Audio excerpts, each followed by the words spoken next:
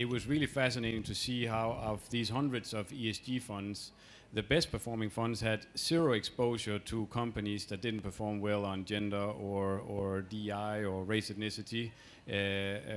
And the worst funds had almost 60% of their money to the lowest performing ones. So there was a huge difference between these type of funds.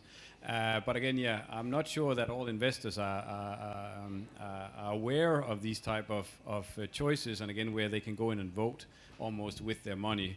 But I know, Carolina, this is one of the things that you are sort of working more towards, giving more options to more people.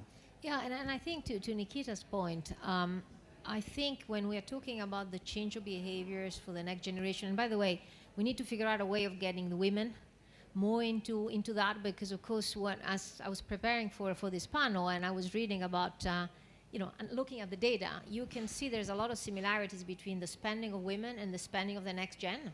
And of course, the next gen will inherit money. According to PwC, in a few years, they'll inherit 68 trillion. The women already have the money.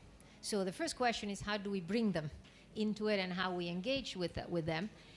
But I think as this money flows in that direction, this actually will drive valuation. And I think one of the things that people are not appreciating yet is today portfolios are constructed on country and sectors, but the risk dimension or the return dimension, Nikita, you're saying, from the things will become more and more important. So actually going forward, this will become, we'll see that portfolios will be constructed more along those themes.